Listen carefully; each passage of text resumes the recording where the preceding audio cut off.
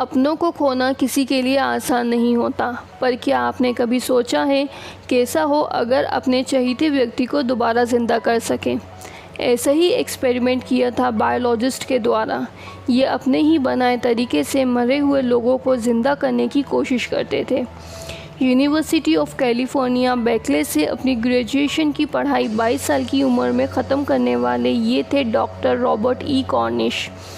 1903 में जन्मे ये व्यक्ति, जिन्होंने 1932 में सबसे पहले ये ख्याल आया कि क्या हो अगर मरे हुए व्यक्ति को दोबारा ज़िंदा किया जा सके।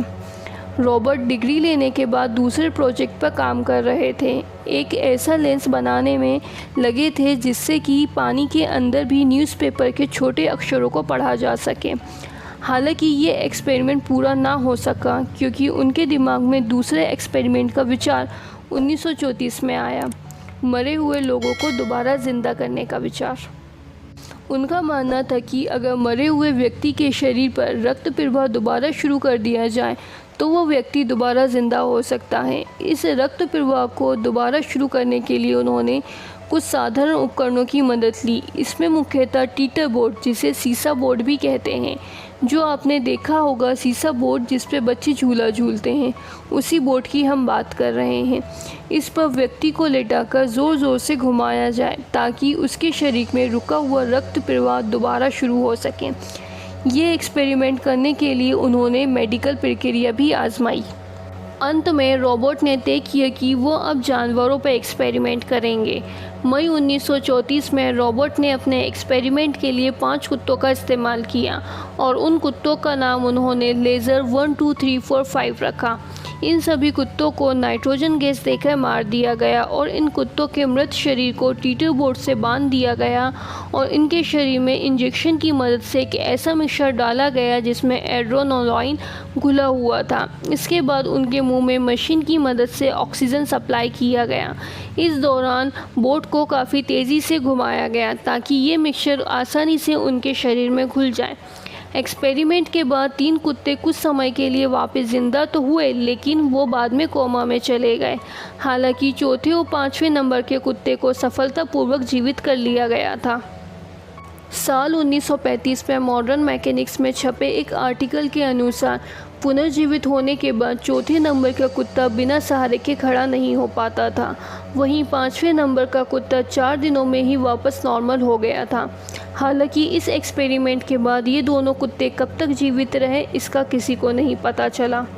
1934 में रॉबर्ट के इस एक्सपेरिमेंट पर एक फ़िल्म भी बनाई गई थी जिसका नाम था लाइफ रिटर्न। इस फिल्म में रॉबर्ट ने खुद काम किया था। इसके साथ ही इस फिल्म में रॉबर्ट के द्वारा एक्सपेरिमेंट के दौरान असल वीडियो का इस्तेमाल भी किया गया था, जिसकी वजह से इस फिल्म का काफ़ी विरोध भी हुआ था।